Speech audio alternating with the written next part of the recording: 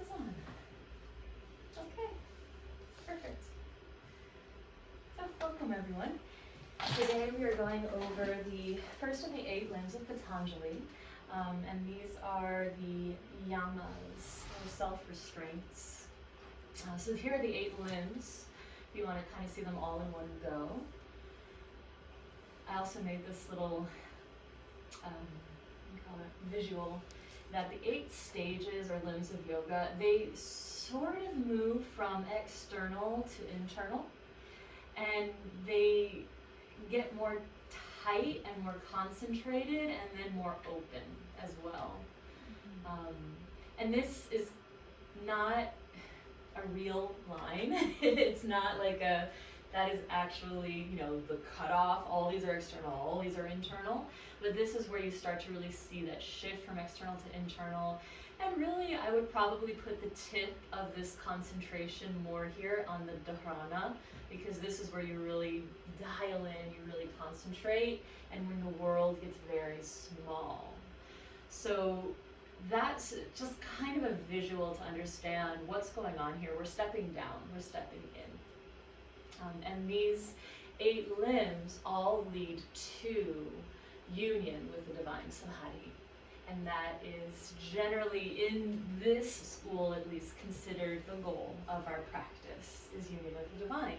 Union, yoga, to yoke, to bring together us, the Atman, the personal, and the divine, the Brahman. In Advaita Vedanta, they are one. All right, so let's go ahead and get started then. This is Patanjali's Yoga Sutras. Patanjali is sort of mythical. So there may have been one person named Patanjali who expounded all of these Yoga Sutras. There's also a couple other authors that wrote other things that are also named Patanjali. It's not totally clear because this was either between the 2nd century BC and 5th century CE that he lived. That's a huge, huge realm. That's like 700 years. So we know that we don't know much about who Patanjali was necessarily. And he is mythic. There are some people who consider him a Naga, where he has this like snake body, and then a human top. And he may have been several authors that just kind of came together and wrote the 196 sutras or verses in the Yoga Sutras. The Yoga Sutras book is the foundation for classical yoga. It was very popular in the medieval era in India, and then it kind of disappeared for several hundred years until Swami Vivekananda in the late 1800s revived it. Swami Vivekananda was a scholar practitioner. He came to, in like the 1890s, he came to England, and he started talking about what yoga really was and explaining yoga to people. And he is kind of credited with being the first person to bring yoga to the West in that way, closely followed by Yogananda, who wrote Autobiography of a Yogi. Have you read that one? Yeah. I highly recommend it. So does George Harrison, coincidentally, and Steve Jobs also. It's a beloved favorite, and it does tell you a lot about the lifestyle and the spiritual practices involved with yoga.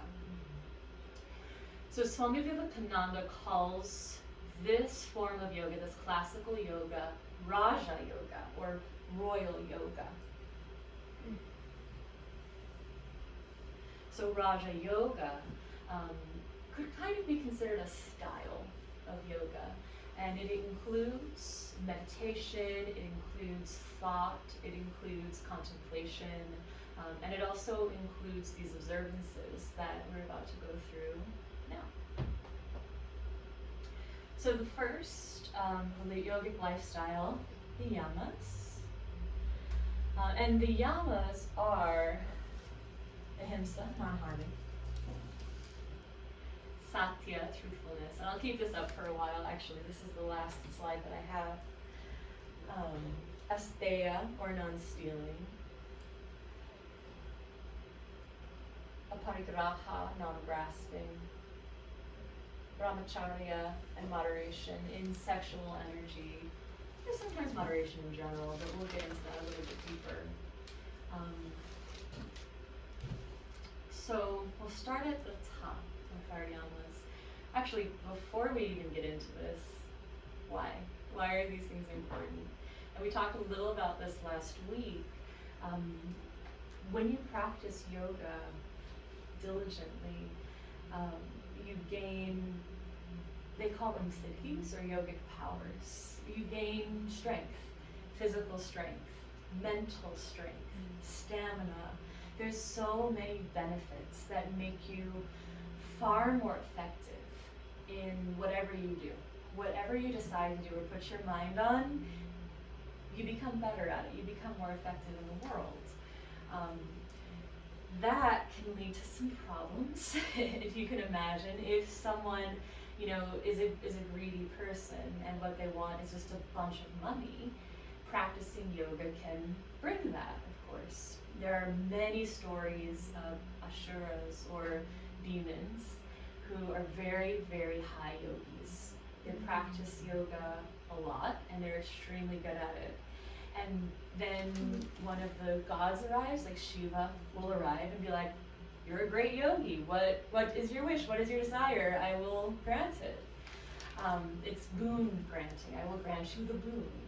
And then the demons will always ask for something like, "I want to never die," or "No one will defeat me." And then the gods have to conspire to figure out how to defeat them. So one of my favorite stories is there was a demon who Shiva came to, and he asked for the power to turn someone into ash by touching the top of their head.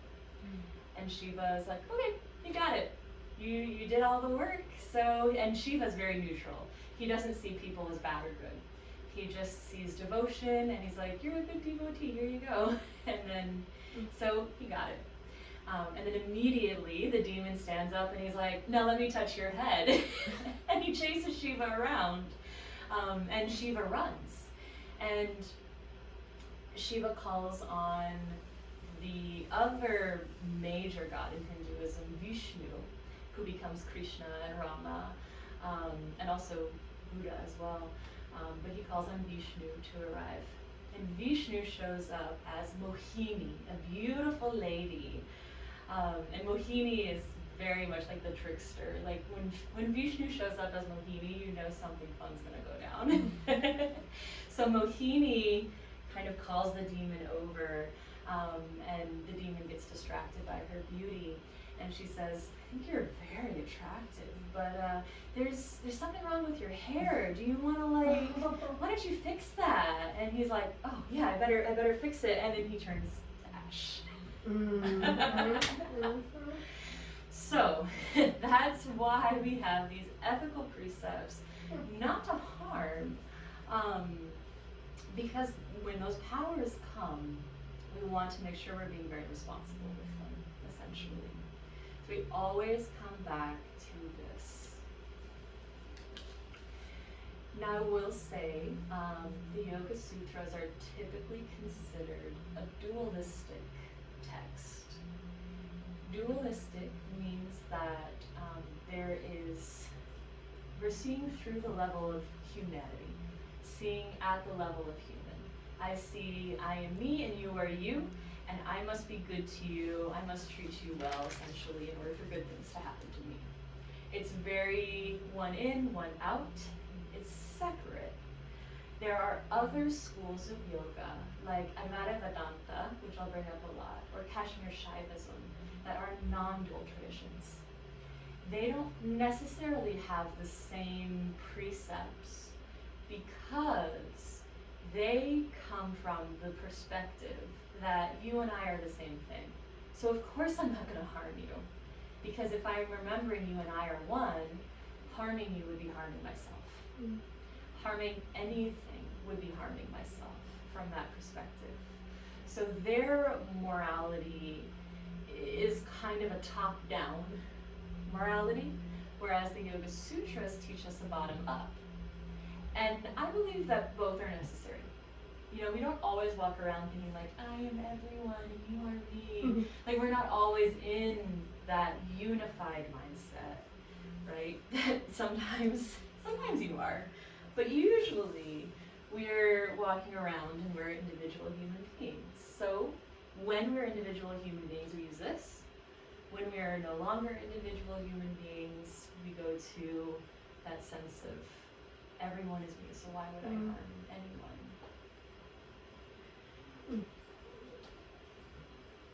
This is teachings for the human, the human mind.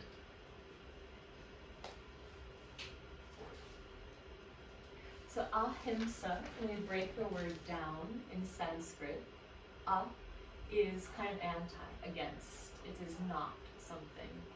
And then himsa is harm. This is the yama that most people cite when they talk about being vegetarian as a yogi. So a lot of yogis are vegetarian. Most yogis are not vegan.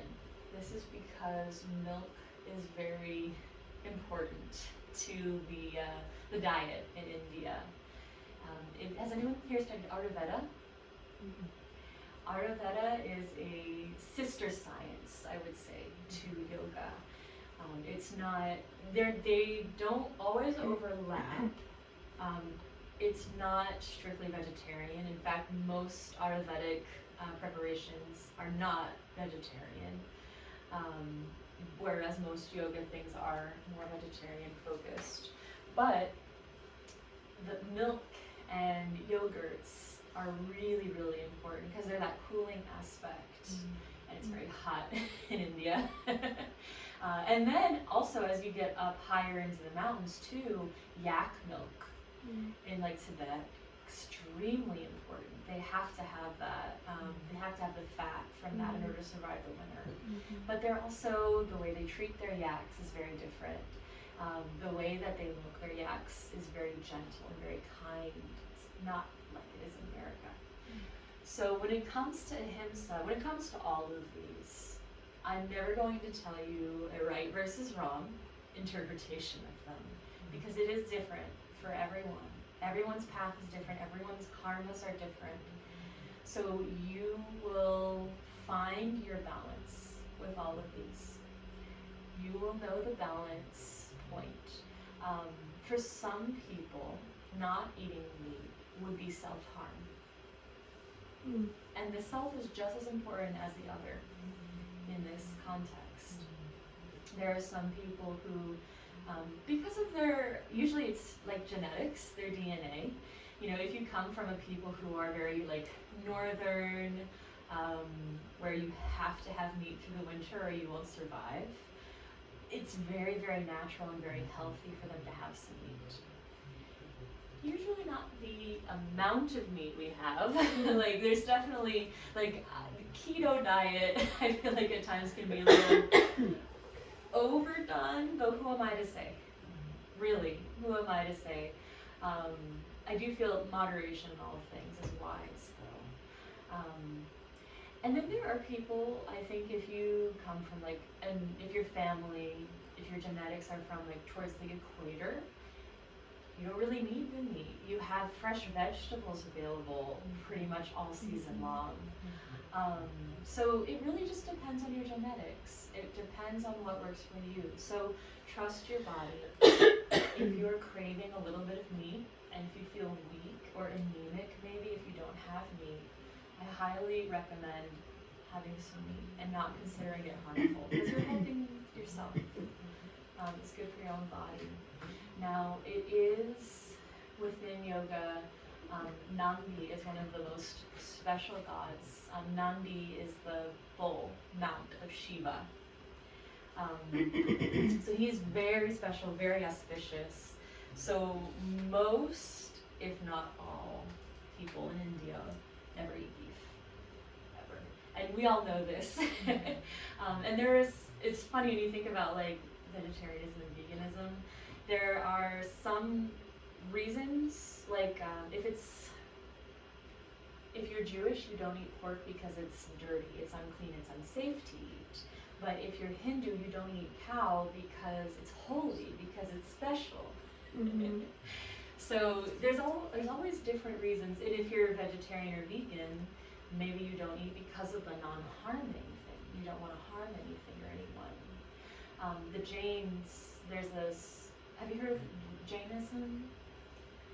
It's an Indian religion. It's kind of between Hinduism and Buddhism, and they're so particular about ahimsa. It's actually one of their main tenets, which is why I bring them up. They're so strict about it that they actually have a broom and they sweep in front of where they walk so that they don't crush any bugs.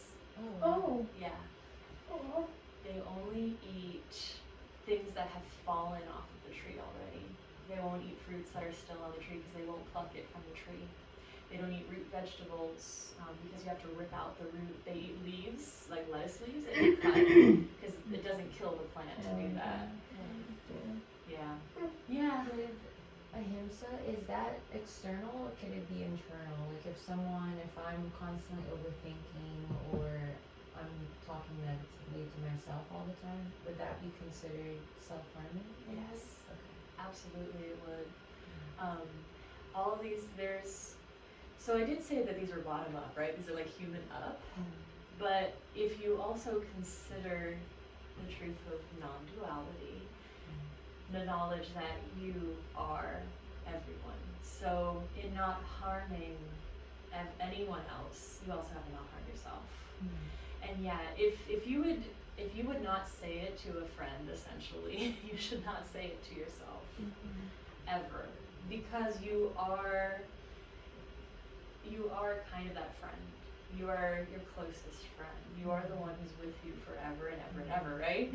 So you want to be friendly with yourself. You want to be kind and non-harming.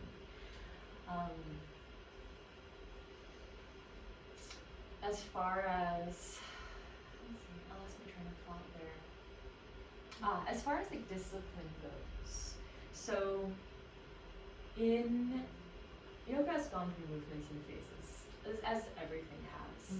There are some movements of yoga where people will actually deny the body. The ascetics. Have you heard of the ascetics? It's if you study the story of Buddha, when he was looking for enlightenment, first became an ascetic, meaning that he went to these yogis who denied all pleasure to the body, so that they could force themselves to detach from the body, because they knew the body would die. So they wanted to find the one permanent thing in life. That was what they were seeking, permanence. And they knew the body was not permanent. So they didn't indulge it, essentially. This could look like not eating enough. They were very, very, very thin. It could look like standing on one foot all day long, to the point where like muscles atrophy. There is a very famous sadhu in India right now, I believe he's still alive, who has held his hand up above his head for 30 or 40 years. And it's like all bone, and the nails are long and curly. He hasn't put his hand down. And now he literally can't. He doesn't have the ability to anymore. It's just totally atrophied. Yeah. So that's an extremist form of that I am not the body, denial of the body. And it doesn't follow with ahimsa or non-harming, although ascetics would not harm other people. But they're very much kind of in that dualistic mindset of it's okay to harm my own body because it's not real, but I won't harm anyone else. Now, there are also some schools that ahimsa doesn't even apply to. There are some schools that, and this can get really deep into different lores and different schools of yoga. So, honestly, whatever I say doesn't apply to everything. Nothing I say is like totally across the board that applies to everyone and everything. But the majority of modern yogis will practice ahimsa for themselves and towards other people. All right. Any other questions on ahimsa?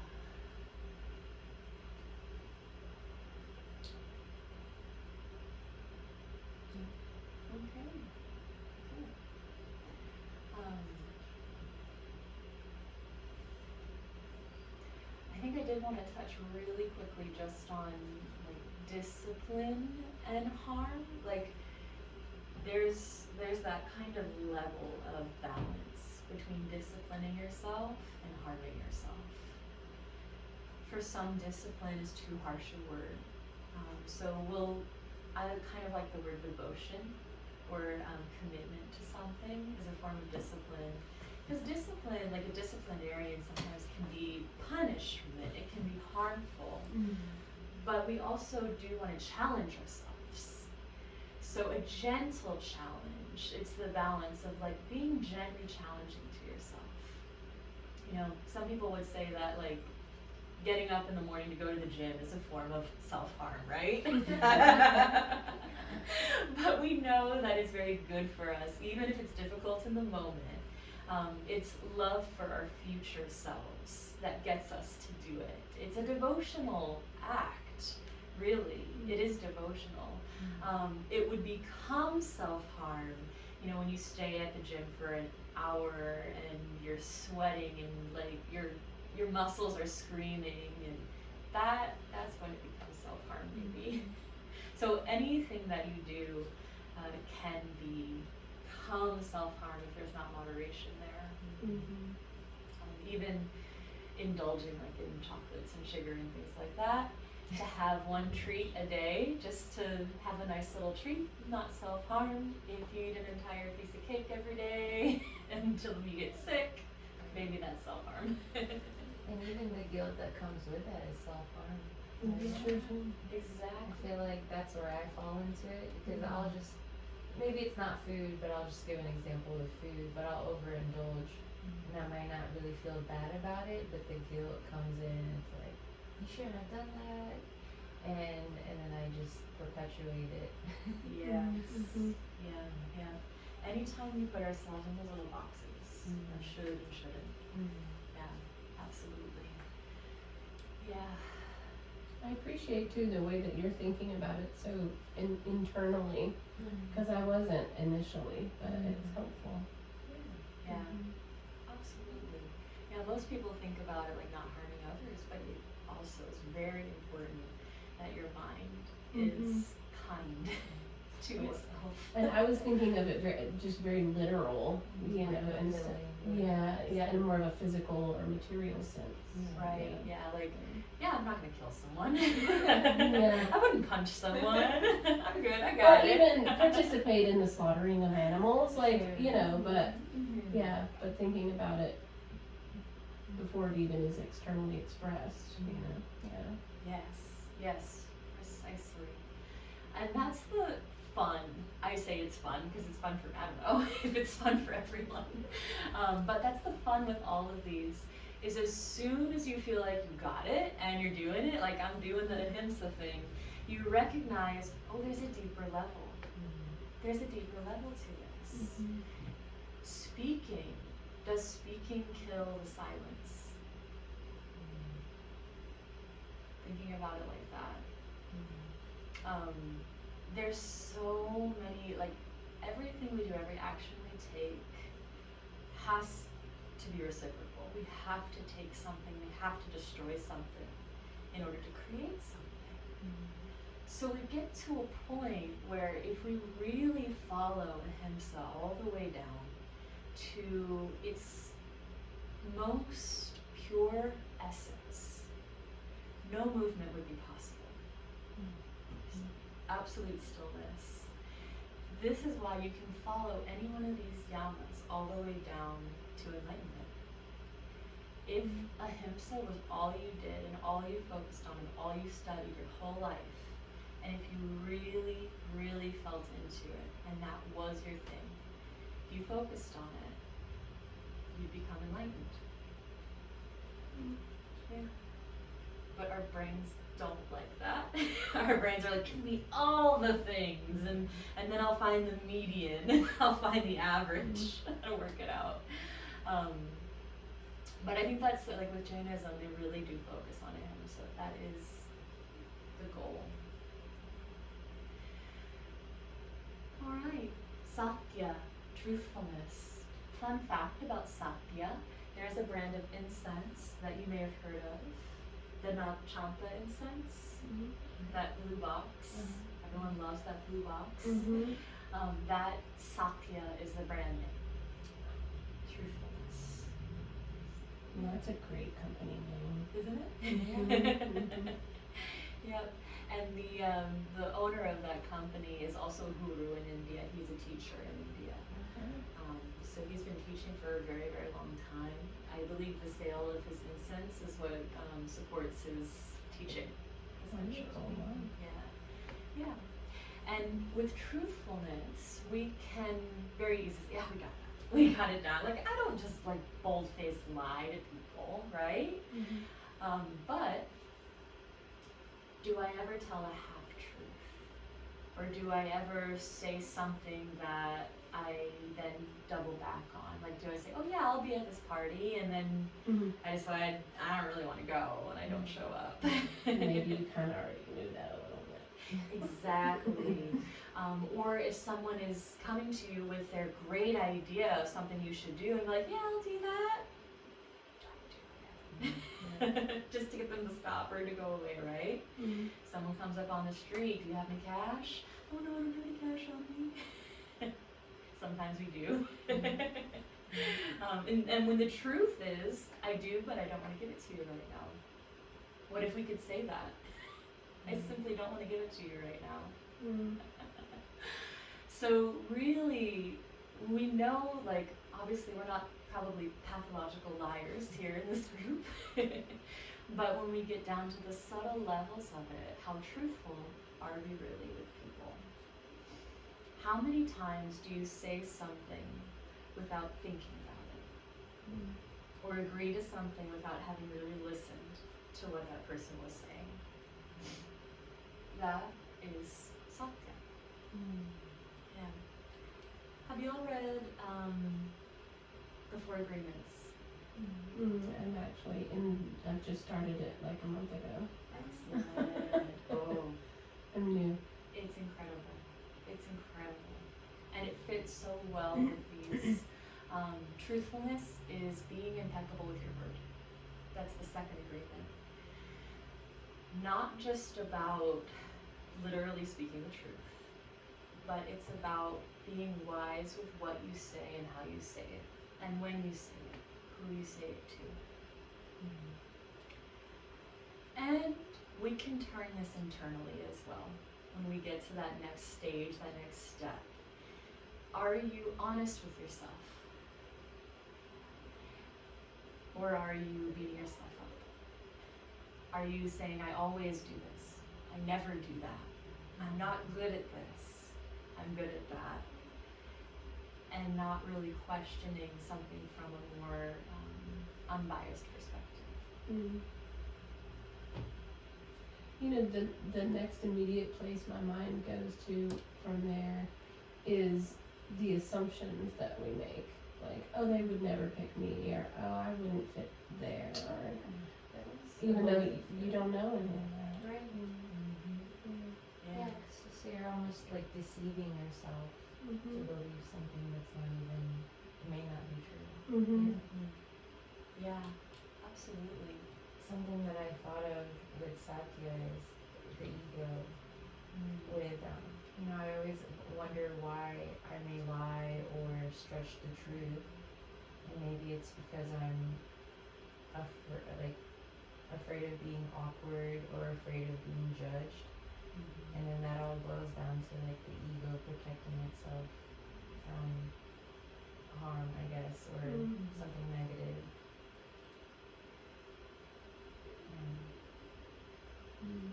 Definitely. Yeah. If someone asks you, how much do you meditate? How often would you be like, oh, I'm going to fudge the number a little bit. I'm going to say just a little bit more than I actually do. Right? And it's like, well, why did I do that? Yeah. It doesn't matter. It doesn't matter. I mean, I immediately go, how much do you put that you weigh on your license? Right. And like, You run down. Yes, exactly. And the benefit of that truthfulness, that honesty, is that you laugh at yourself. You realize, oh yeah, I actually to do those things, and then that does cut down ego. That does help you kind of release that tension of needing to be perfect. Recognizing truthfully, oh, I really am not perfect. Honesty, truthfulness is so important, especially I think if you're teaching anyone anything, to be very frank and be like, I'm not a role model. Don't look up to me regarding this. I can tell you what I know, but don't just blindly follow. And when that leader or that teacher can be quite honest, like, I struggle with this one, instead of putting on a brave face and like, I don't struggle with anything at all. What are you talking about? Everything's perfect. Not only can that help people feel more seen and more, like it's appropriate for them to be there essentially, but it also saves you from building up this persona around yourself that's not real.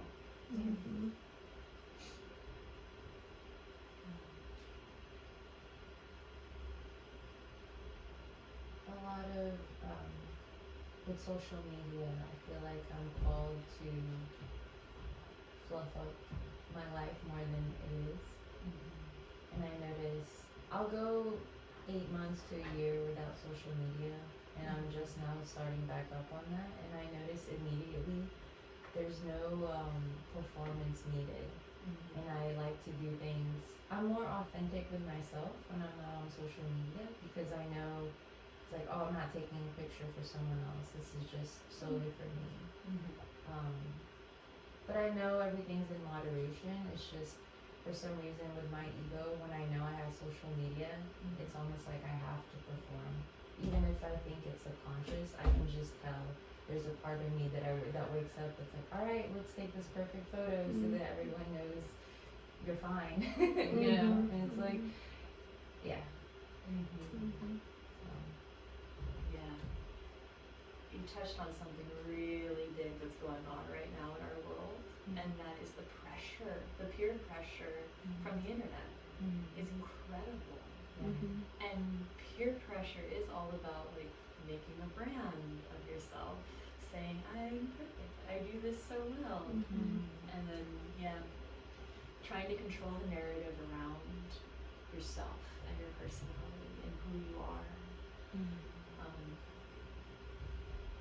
And unfortunately, it is often rewarded as well on social media. So it's one of those things that it's kind of a vicious cycle because it is rewarded if you do that. Now, there is something to be said for performance in the sense of art and artistry. Is art lying? Is writing a fiction book lying? No. But we're all aware that it's fiction. Right. And that's where the line blurs on social media. Most people aren't aware that it's fiction. Most people, even when they're doing it themselves, don't think of it as, I'm writing a fictional account of my life. Even within ourselves, how many of the stories we tell ourselves about our past, how many of those do we make big fish stories out of, essentially? How many do we fluff up? How many do we turn into a drama or a play, almost? I don't think that's bad. I don't think it's wrong to do that because I'm a storyteller. I love stories. And I think stories are very important. But I also say you have power over your stories, and you have to also recognize that they're just stories. So nowadays, instead of saying like, oh, let me tell you what happened to me, this happened to me, no. I say, let me tell you a story about my life. Because then that sets it up as this is kind of fictionalized, and I might blow it out of a little bit proportion in order, specifically the purpose of a story is to portray some deeper meaning or to exaggerate meaning with the story, right? So there's nothing wrong with having stories about your life as long as you're quite aware that they're stories and that they're exaggerated. I like that too because saying it that way recognizes that there are other perspectives too. So I'm telling you my version of this event rather than the exact truth of what happened. Yes. That's a great way to think about it. It's not this is what happened. It's like this is my perspective. This is how I see it. Yeah. This is my story. Mhm. Yeah. Very good. Very good. And I did struggle as an artist and a writer a little bit with Satya because I got to that point of, wait a second, am I lying to people? If I'm creating art, if I'm making stories up, am I lying? And then through working with that, I had that recognition of, well, first of all, I'm not trying to pretend that this is real. I'm very obviously saying this is a story. And then second of all, I find that in a good story, it points to the truth. That there is some truth to the saying, beauty, truth is beauty, beauty is truth. That there is a deeper, you can point to a deeper divine aspect of being. Through music, through song, through story, through dance, through the arts, anything that essentially evokes emotion, evokes that space that's beyond. So in a way, it is truth. It is very truthful. Sometimes I think my fiction writing is more truthful than my nonfiction writing. That's beautiful. I mean, especially when you think of it as art as a creative expression of your own truth. And to have, if you have two characters discussing something in a book, one character can have a totally different perspective than the other, but they're both right from their perspectives. If I'm writing a nonfiction book about how to meditate, I'm gonna have to take a stance. I'm gonna have to say, this is how you meditate. This is not meditation. Because otherwise I'm just like, I think meditation is this, and these people think it's this, and I learned it this way, and this helps me, and you don't want to hear that. And as you describe it that way, it brings up exactly why when people come from that kind of, I'm gonna use the word attitude, it makes me immediately less trusting because they're not considering that maybe they're not right exactly. Yeah, or their perspective isn't a shared perspective or a big one. Yeah, it's not the end all. Yes. I saw an article, I didn't read it, but I saw the headline, and it was essentially like saying, I think, in front of all of your opinions makes you sound weak. Like, okay. Well, I think that it doesn't. Yeah. And it was essentially, it seemed like an article on how to manipulate people. I bet he wants to teach you how to be assertive and the whole nine, right? Yeah. There are more and more of those on the internet these days too. Is it?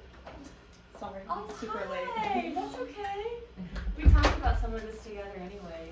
Oh yeah, I wanted the refresher. Yeah, have a refresher. Grab a chair. Welcome. So we just got through with Satya, and we're on Asteya, non-stealing.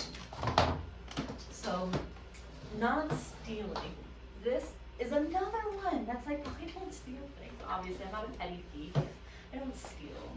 But the deeper you think into it, where can you really find those little places where you hold on? Those little places where you're like, this is not stealing. But if you're honest, if you're very truthful with yourself, maybe it is. Could it be like your own energy, like stealing from a moment where you need stillness and peace, but then you like drive on? That's a great question. I like this line of thought. Like stealing from your future self by kind of taking that energy and using it for something when you could just be resting and non-harming to yourself.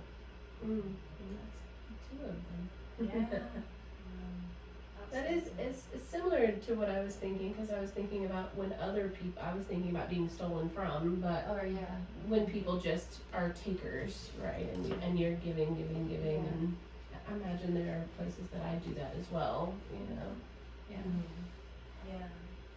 Thinking about like stealing time or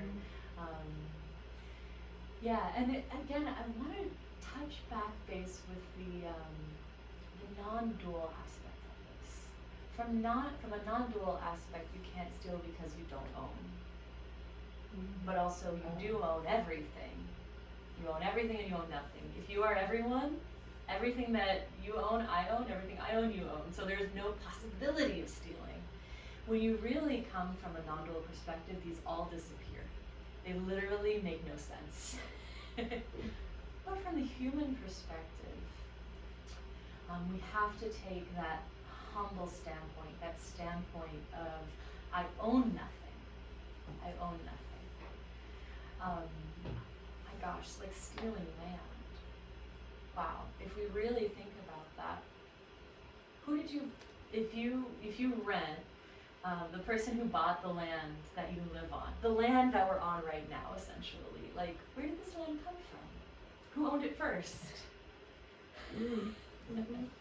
Did they get paid for it?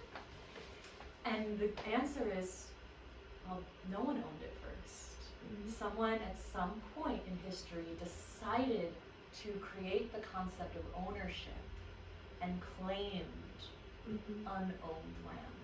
At some point, someone did. And they stole it from the earth. The earth no longer has ownership of itself. Oh my gosh.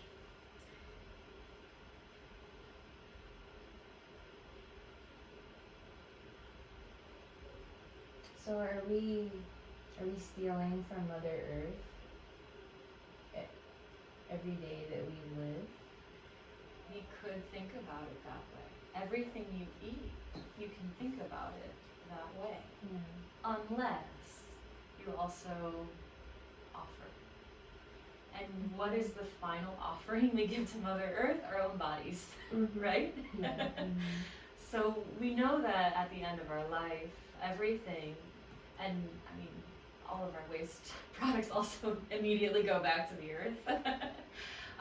Think about something a little bit more immediate though. Carbon dioxide and oxygen, right? We expel carbon dioxide and we eat oxygen. Plants eat carbon dioxide and expel oxygen. We're symbiotic in that sense. I truly think that nature is always symbiotic, that there's always a one in and a one out.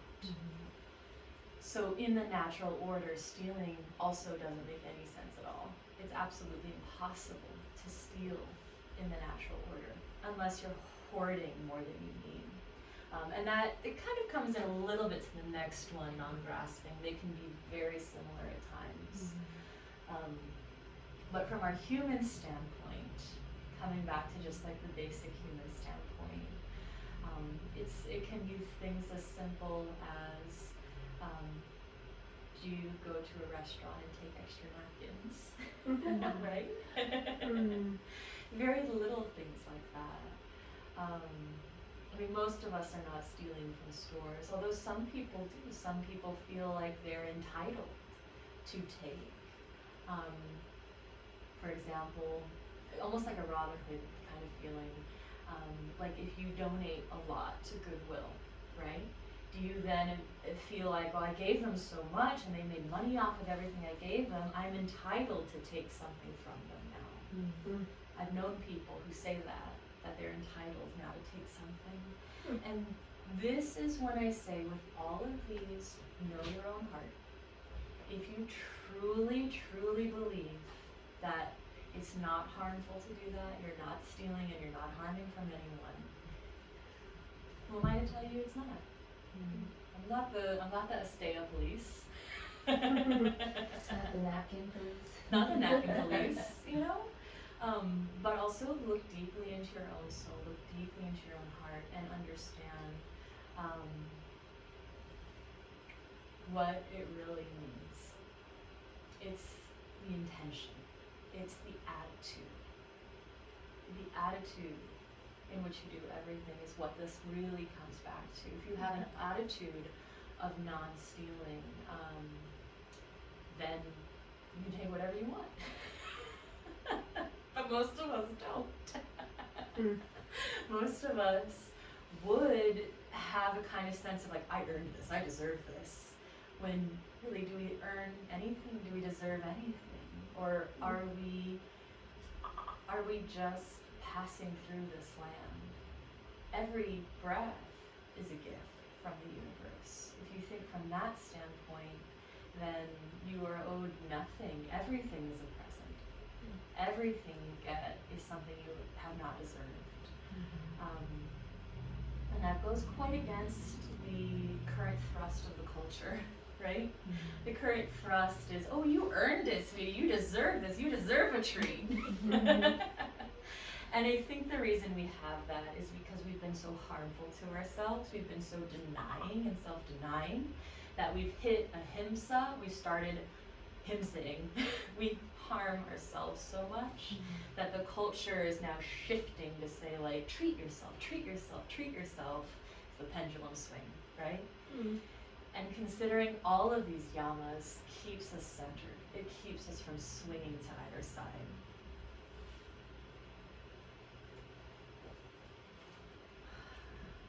Right.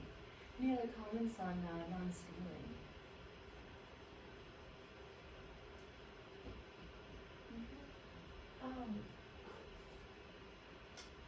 No, I'll wait until the end. You could ask now. We got some time.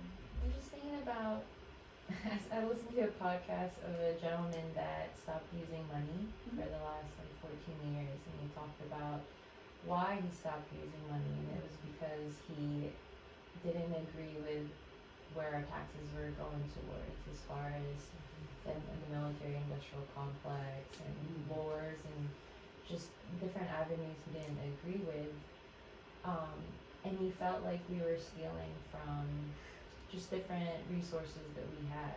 And so for someone like him, or for someone that believes in that idea, how do you live your life in a capitalistic world when you don't believe in what the government is doing with the resources and the abundance that we're giving them?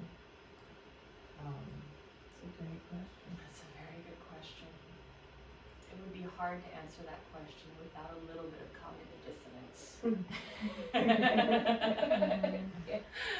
I mean, I think living creates cognitive dissonance. Yeah. It just does. Like I said, speaking kills the silence. We harm the silence with every word we create.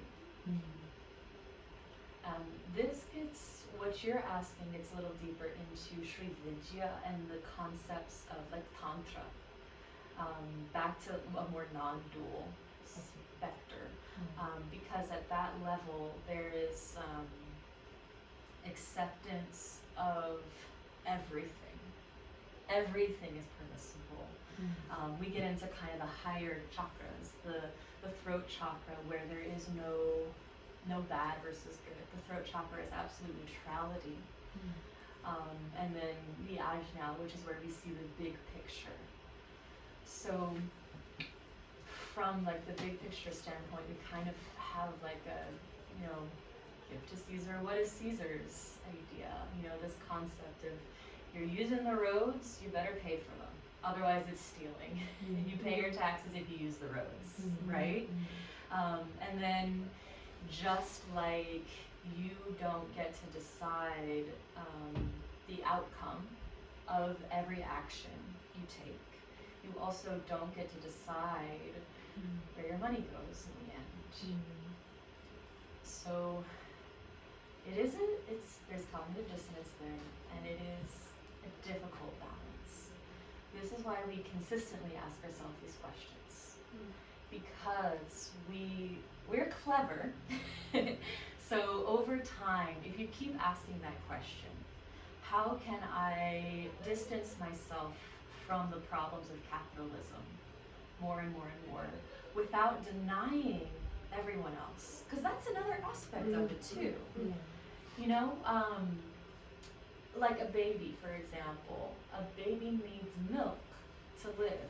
If you're vegan and you're trying to make the baby vegan, or even a better one like cats, cats need meat. They are designed to eat meat and nothing else really.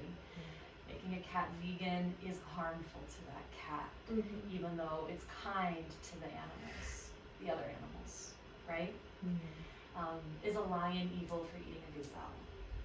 No, it's just a lion. So at a certain level, and this is the level where things get kind of dangerous at times, but also fun. Good and evil do disappear. God and the devil have no differences at that level. Most people are not at that level or anywhere near it, and so most people live with cognitive dissonances. Not super straightforward, but does that clarify a little bit? No, it does. It Okay. I mean, I will admit now I want to go find the podcast because I'm like, literally, how does he do that? And it's like, I mean, it is a question that I ask myself, but it's like, quite literally, how do you put those kinds of things into practice? You know, very curious. Yeah. It's Yeah. possible. What did he say? He just lives off of community, dumpster diving. So he lives off of other people doing the things that he doesn't want to do. He lives off of other people. He has no money in his name, towards his name, so he's not paying for like federal taxes or anything. But yes, he's living off of the land and the people around him that are either kind enough to provide for him, or he dumpster dives and he eats off of. Does he do anything to earn? I think he, yes, but I don't think he earns money from it. He just works, And trades. trades. Yeah, he trades. Yeah. Yeah. There's no That's ID. pretty cool. He may not even have social security. Yeah. He's like the man that held his hand above his head, right? Yeah. I'm grateful for people who do that to show us there's a different way. It can be done. I don't think that it's for everyone to do it. There are householders and there are renunciants for a reason. Everyone has a different constitution. Everyone is a little bit different. But yeah, I think learning and trying our best. That's it with all of these. Always try your best. Back to the 4 agreements. Well, and to your point too, being like the yogi holding his arm up is the ability to also choose your suffering or choose your discomfort. You know, Well, what I find uncomfortable might not be as uncomfortable for you, and so Yeah, absolutely. So for some people, they can avoid plastic entirely and live a life without any plastic at all. If you have a lot of medical conditions, if you're in the hospital a lot, you probably can't do that and survive. Because there's a lot of plastic in the medical complex. Yeah, and this is why, like, non-harming, ahimsa, really the first one is so important. Because we have to be aware if we're not harming ourselves, and with these laws even, you're not harming other people. That's what we start with, is how do we do all of this without actually harming anyone? Which is it's impossible. well, and Almost impossible. how deep you can go with each one of these, but then to Yeah. also think, as you say, for example, asteya, and breaking that down and thinking it through, and then even when you think you've come to some kind of resolution or discovery, then you filter it through satya and ahimsa, and it has to, Yeah. Yeah. Layers. lots of layers. I get pretty existential. I mean, not right now. I can grasp it, but sometimes when I am deep in thought or just trying to understand some of the yamas, yeah, there's just no end to it really, and I almost feel like it's just a form of acceptance to be able to learn these and just be the best versions of ourselves, I guess, right? Because there's no like universal truth. It's your own subjective truth and your own path, right? And these are our guidelines. Which I think is the idea of sitting in contemplation, right? Of making that time to actually then go, okay, let's run through all of these and see how we did this week, or you know, that kind of thing. Exactly. It's a practice, not a perfect. Right. Yeah. So we are getting a little close on time here, so I'll keep going through apigraha, aparigraha. Parigraha is grasping or holding on to things. So people get this confused with stealing sometimes, but holding on to things is like, let me use a really pertinent example for me, like my car. I love my car. I identify with my car. I love my car so much. So I have this graha, I have this grasping onto it because it's part of my identity, right? So my car's from 2009.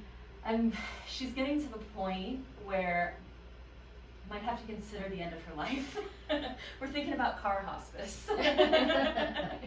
So I'm having to come to grips with not having that as part of my identity anymore, right? Identity is the deepest thing that you can grasp.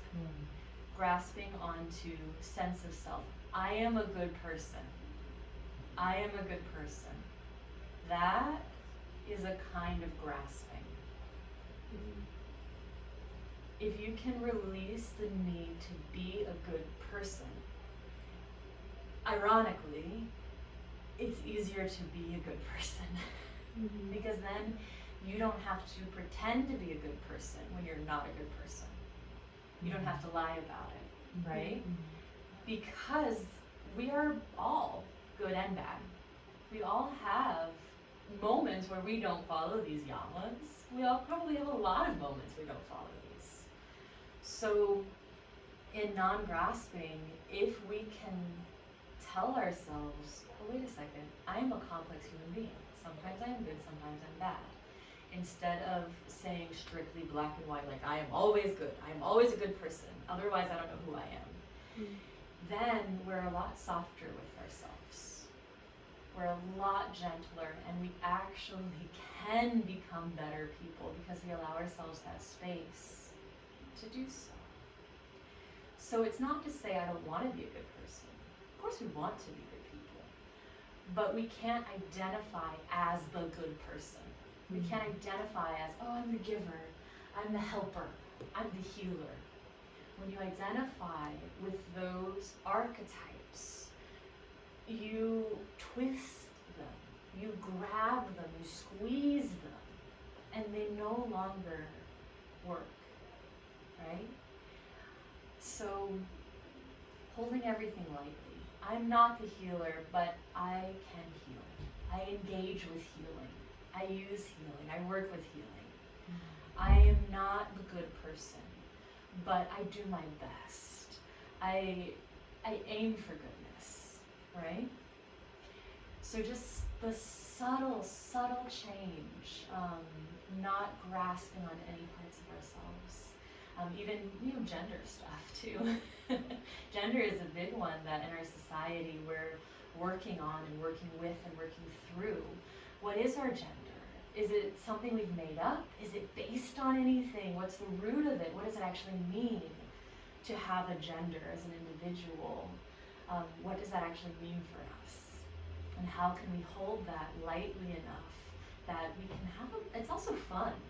That's the fun thing. Like non-grasping actually brings a lot of fun into your life. Because if you're not strict about I am this, I have a house, then you can be like, oh, but I could have a castle. Maybe I'm a fox. Like maybe my spirit is more like a fox spirit than humans. Like it's playful. It really is. You can't play unless you're juggling essentially. You're not holding the balls. You're juggling them. These are the balls I'm interacting with. I'm playing as a woman right now. I'm playing as a non-binary person. I'm playing as a yoga teacher. But I am not that. Does that make some sense? Okay, beautiful. And I've got 0 minutes to talk about Bramacharya. That's fun. So I should have done better with my moderation. Bramacharya, I'll probably just talk more on it next week because there's a lot that I can get into there. But it is essentially moderation, so be moderate between now and next week. Until we can cover it. Yes, yeah. And we'll talk more about it because some people read it as strict celibacy, but those are the renunciants, right? What if you're a householder? What if you have a partner? There's spectrums in everything. There's spectrums, and we will talk about the spectrums in Bramacharya next week. Thank you so much. Are you doing meditation after this? Ken is teaching the meditation after this. I got